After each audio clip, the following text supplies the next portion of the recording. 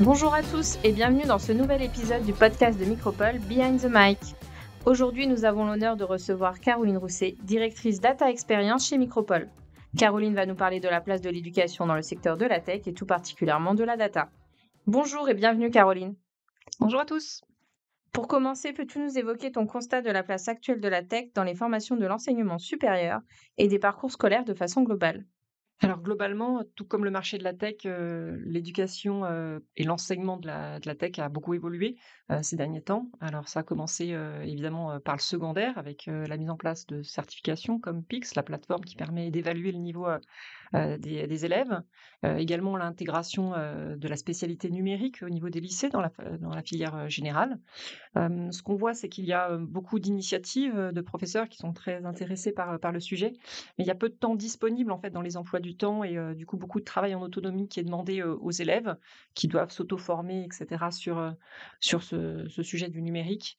Hem, Ce qu'on voit aussi, c'est que dans le supérieur, les écoles, dites généralistes, d'ingénieurs ont ouvert des spécialités autour du numérique et de la tech, face à cette grosse demande et à cette évolution, du marché. Et puis, on a aussi beaucoup d'écoles spécialisées, dans le numérique et dans la tech, qui se sont créées, qui se sont développées. Les écoles d'ingénieurs privés notamment, qui ont finalement beaucoup développé, en volume et en notoriété.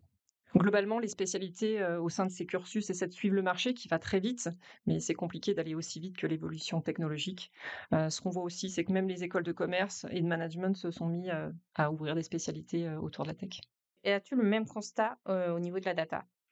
Alors oui, le marché de la data, on est dans la même lignée finalement. Depuis toujours, on a des enseignements au niveau de l'université, avec, par exemple, les MIAGE, de l'informatique appliquée à la gestion des entreprises qui existent. Les formations aussi statistiques, permettent, d'arriver, sereinement en fait, sur le marché, de la data. Et puis plus récemment, finalement autour de la tendance du big data et de l'IA, on a des masters spécialisés qui sont ouverts, dans l'enseignement des universités. Derrière tous ces termes-là, finalement, c'est la data qui est servie et son enseignement. Dernière tendance, on a aussi l'apparition, d'écoles, en ligne, pour faire face finalement à la fois, à la pénurie de formation et également à la demande, croissante, de formation, continue finalement pour des personnes qui veulent se former, une fois qu'ils sont déjà intégrés, le marché du travail. C'est très intéressant. Et étant donné ton poste au sein de Micropole, tu peux nous donner ton avis sur les attentes, des entreprises en matière de compétences en data? Alors déjà, un premier constat, assez criant, il y a une telle pénurie sur le marché de la data qu'on voit même aujourd'hui des entreprises privées qui parrainent la création, de formations spécialisées et en tout cas qui parrainent, des promotions en fait d'étudiants, spécialisés. Globalement, c'est ce qu'on voit et le constat, c'est que on a d'une part des formations, très mathématiques qui existent, qui préparent bien en fait, les étudiants à tout ce qui va être conceptuel, autour de la data. Et puis on a aussi des formations très spécialisées, parfois peut-être un peu trop tournées, sur, l'exécution et l'apprentissage de technologies en particulier. De mon point de vue, ce qui est très important, c'est que les profils soient capables en fait de concevoir indépendamment, des solutions et du langage, du logiciel et cetera. Moi, ça fait plus de 20 ans que je travaille dans la data et ce que je constate, c'est que finalement, les concepts sont toujours les mêmes. Il y a eu des évolutions technologiques qui ont permis, d'augmenter les capacités de calcul et donc de mettre en place et de faire tourner, de mettre en œuvre des algorithmes plus puissants, manipuler plus de data. Mais finalement, en fait, ces concepts n'ont pas bougé et ce qui est important, c'est que les étudiants, pour pouvoir rester, je dirais dans la tendance et cetera, et bien appréhender ces concepts et puissent évoluer professionnellement dans le temps. Et quels sont les principaux écarts que tu as pu observer entre ces attentes et les formations actuelles? Alors, déjà pour revenir sur l'éducation et la tech, souvent quand on parle d'éducation et de tech, on a tendance à mélanger 2 choses, la transformation numérique de l'enseignement, de l'éducation et puis la formation au numérique. Globalement, il me semble, que finalement on a mis beaucoup l'accent, à la transformation numérique, de l'enseignement, notamment dans le primaire, dans le secondaire et cetera. C'est-à-dire qu'on va donner, des supports, technologiques, numériques, aux enfants.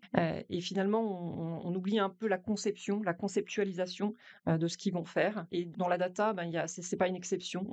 On est un peu sur la même tendance. Les étudiants sont probablement trop projeté rapidement sur le test and learn, sans concevoir. Voilà, on doit, finalement, exécuter, puis c'est quand on se rend compte, que l'exécution ne fonctionne pas, qu'on doit corriger.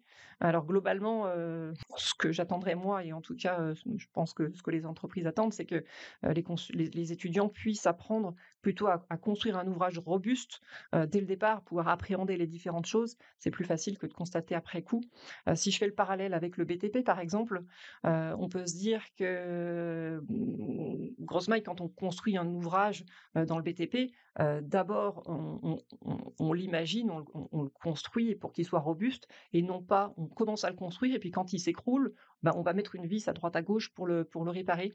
Finalement, c'est ce qu'on doit attendre, dans la tech et dans la data, et c'est pour ça que personnellement, je suis plus favorable finalement à un démarrage de l'enseignement du numérique et de la data sur un format non numérique. C'est-à-dire qu'il ne faut pas mélanger le contenant et le contenu. Si je reprends ma propre expérience, quand j'ai appris à travailler sur la data, alors j'ai eu la chance d'être dans une école d'ingénieurs l'IE sur lequel on va d'abord travailler sur la conception, sur l'algorithmie, sur papier, en pseudocode, le LDA. Et donc ça permet qu'indépendamment du langage, on se focalise en fait sur la conception. Et donc, si je poursuis la métaphore sur le BTP, on va parler des différents concepts, l'escalier, la fenêtre, la porte, avant de se lancer dans de la construction. Et du coup, l'étudiant, la personne est obligée de réfléchir avant d'exécuter. Si je remonte un peu plus loin, avec ma première expérience dans les prémices de l'algorithme, j'ai eu la chance, moi, en école primaire, de bénéficier du programme d'initiation à l'informatique avec le langage Logo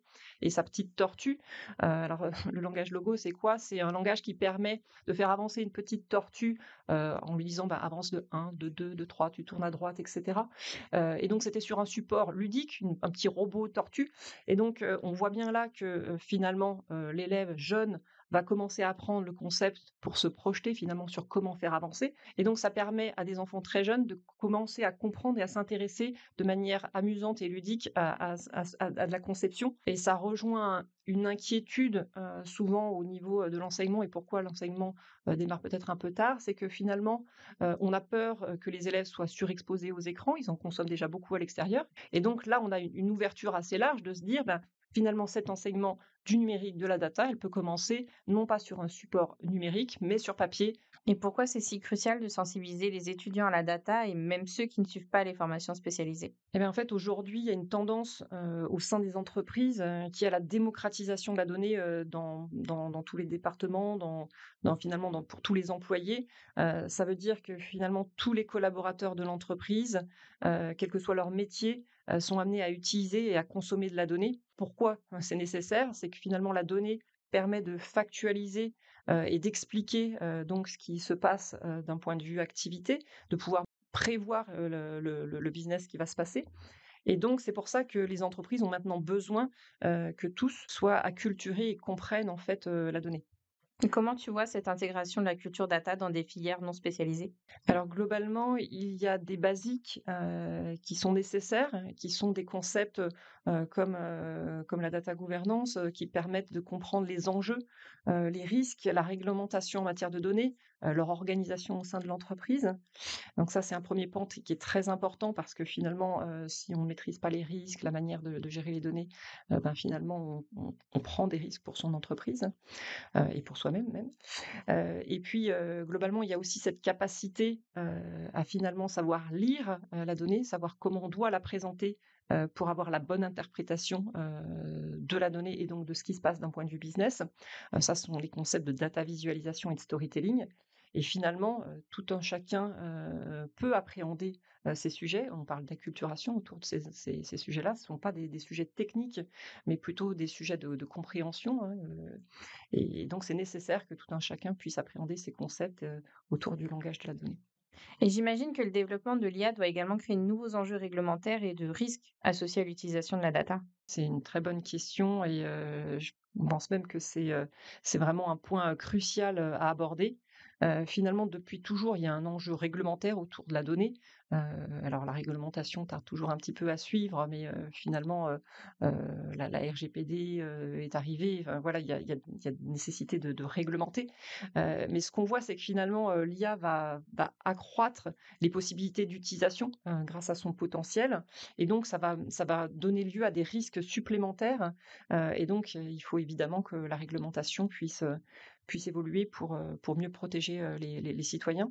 Et d'ailleurs, il faut que ces citoyens soient eux-mêmes, rendus, enfin aient conscience de la responsabilité qu'ils ont et pour ça, il faut que qu'ils puissent, appréhender ces risques et les réglementations, les comprendre et donc du coup, dans ce sens-là, on est face un peu à une première parce que finalement, on se retrouve dans une situation où, il faut former toute la population, heu et donc ça nécessite, d'utiliser de la formation hors formation initiale, la formation continue et là-dessus, on n'est pas forcément très en avance, en France, et donc on n'est pas très bien armé, pour ça, pour former une population entière. Comment former 100 des citoyens?